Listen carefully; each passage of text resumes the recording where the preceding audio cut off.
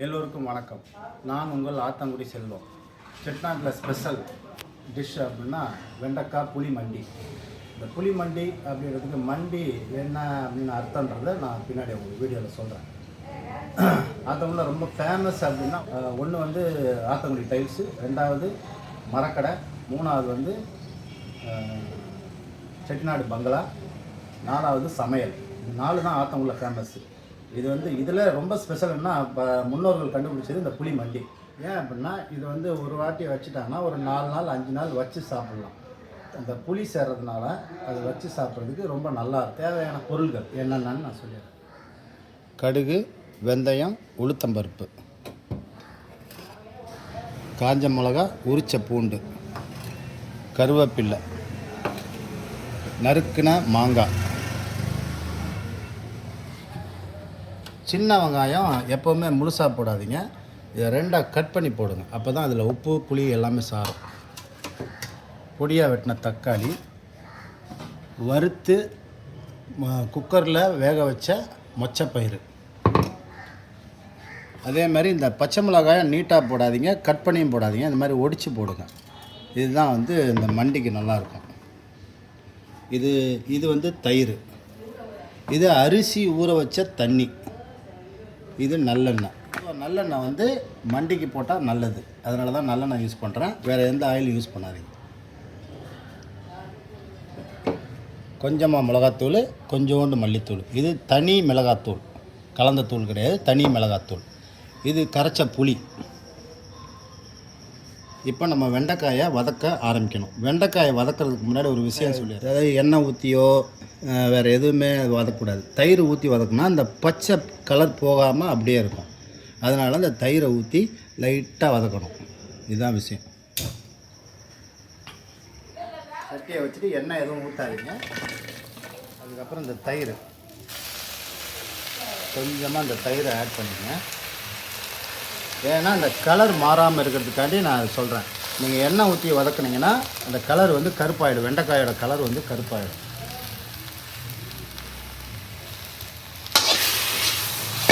இது வதக்கும் போது அந்த பிசுபிசுப்பும் உங்களுக்கு போயிடும், கலரும் உங்களுக்கு மாறாது, கருப்பு கலர் வராது. இது எண்ணெய் நம்ம ஊற்றி வதக்கினோம்னா அந்த கலர் வந்து மாறிடும். அதுக்காண்டி நான் அந்த தயிர் ஊற்றுறேன். தயிர் கிடைக்கல அப்படின்னா நீங்கள் லைட்டாக புளி தண்ணி கூட ஊற்றி வதக்கலாம். எண்ணெய் ஊற்றாமல் புளி தண்ணி கூட ஊற்றி வதக்கலாம், அதுவும் பண்ணலாம். பார்த்தீங்களா, கலர் வந்து மாறவே இல்லை, உங்களுக்கு அப்படியே இருக்குது. பார்த்தீங்களா, இதுதான் இதில் பெரிய விஷயம். அந்த பச்சை கலர் மாறவே மாறாது, பிசுபிசுப்பும் போயிடும்.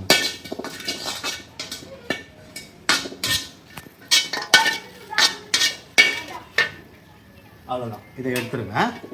இதை ஒரு இதில் மறுபடியும் அள்ளி வச்சுட்டு வரணும்.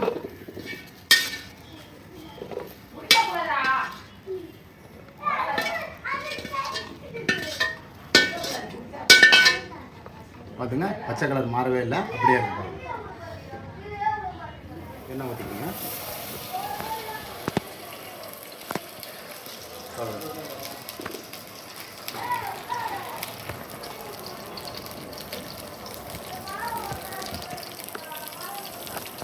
எல்லாம் கொஞ்ச நேரம் காயட்டும். காயணுன்னா இந்த கடுகை போட்டுக்கங்க.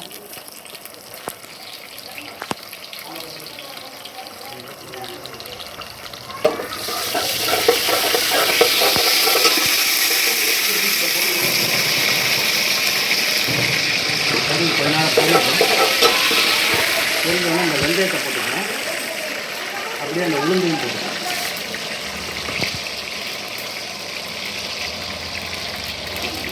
கொஞ்சமாக கருவேப்பிலை போட்டுக்கலாம். காஞ்ச மிளகா போட்டுக்கலாம்.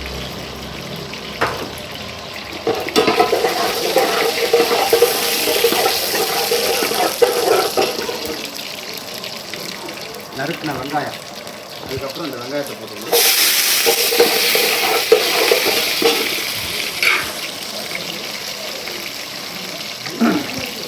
உடைச்ச பச்சை மிளகாய், இந்த மாதிரி உடச்சிக்கணும். பச்சை மிளகாயை உடச்ச பச்சை மிளகாய்.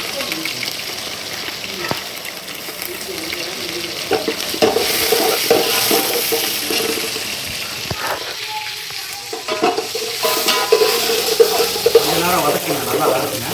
வதக்கினதுக்கப்புறம் இந்த பூண்டை போட்டுக்கங்க. பச்சை பூண்டு, அதுக்கப்புறம் இந்த தக்காளி போட்டுக்கணும்.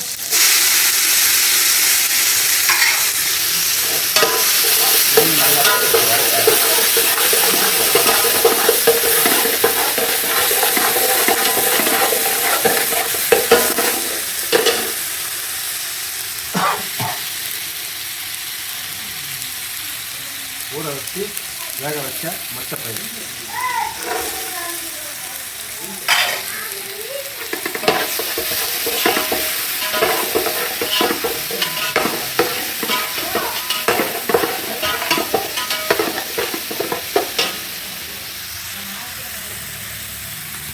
கொஞ்சமாக மஞ்சத்தூள், கொஞ்சமாக மிளகாத்தூள்,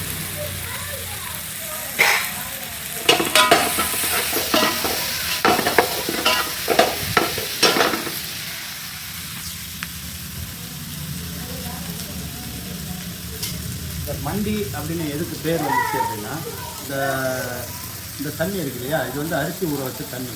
இந்த தண்ணியை என்ன பண்ணால் நல்லா அலசிட்டு இந்த மாதிரி தனியாக ஒரு இதில் பவுலில் மாற்றி வச்சுருக்கேன். மாற்றி வச்சதுக்கப்புறம் இந்த தண்ணியை வந்து இப்படியே வடிகட்டிடுவேன். அந்த மேலே இருக்க அந்த தண்ணியெல்லாம் போயிடும். இதுக்கப்புறம் அடியில் ஒரு மண்டி மாதிரி கெட்டியாக வரும். இந்த கெட்டியாக ஒரு மண்டி மாதிரி இருக்கும். இந்த மண்டியை தான் அந்த தண்ணி இதில் ஊற்றணும். இதுதான் அடி மண்டிக்கு பேர் தான் இந்த மண்டியின் பேர் வந்தது காரணம். அவ்வளோதான். இதை ஒரு கிண்டு கொண்டுக்கணும்.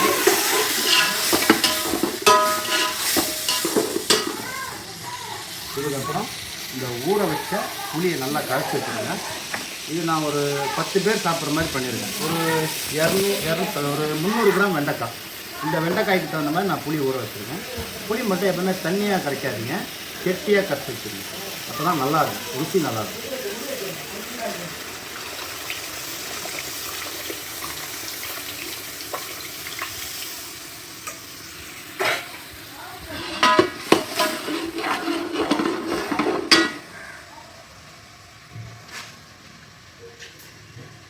இதுக்கு தேவையான உப்பு போட்டுக்கணும். பாருங்கள்,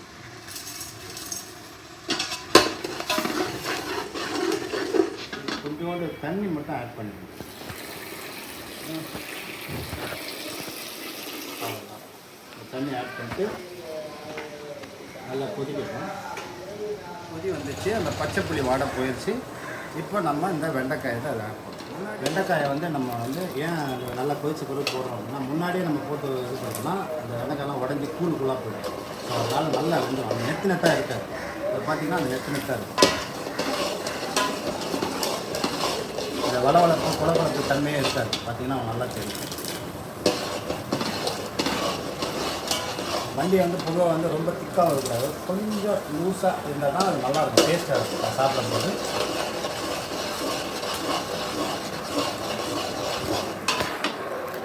ஏற்கனவே நம்ம வதக்கி வச்சுருக்கிறதுனால வெண்டைக்காய் வந்து சீக்கிரமாக வெந்துடும். வதக்குறதுலேயே பாதி வெந்துடும். இதில் நீங்கள் போடும்போது இன்னும் கொஞ்சம் வேக்கார் ஆகிடும். அதுக்கப்புறம் அவ்வளோதான்.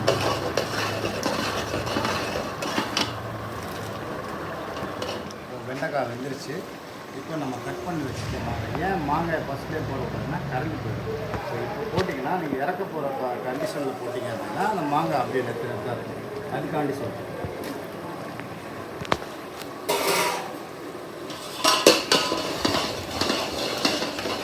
அவ்வளோதான். அடுப்பு ஆஃப் பண்ணிடலாம். பாருங்கள்,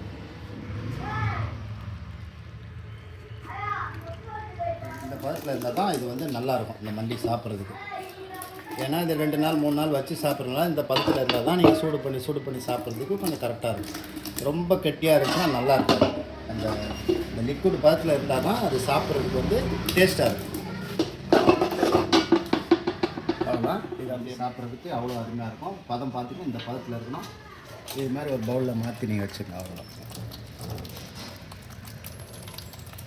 இது செம்ம டேஸ்ட்டாக இருக்கும், நல்ல மணமாக இருக்கும். காரைக்குடி ஸ்பெஷல் மண்டி தான்.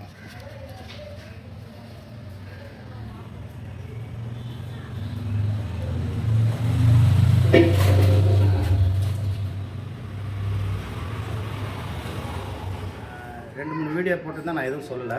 லைக் பண்ணுங்கள், ஷேர் பண்ணுங்கள், சப்ஸ்கிரைப் பண்ணுங்கள், எல்லாருக்கும் ஷேர் பண்ணிடுங்க.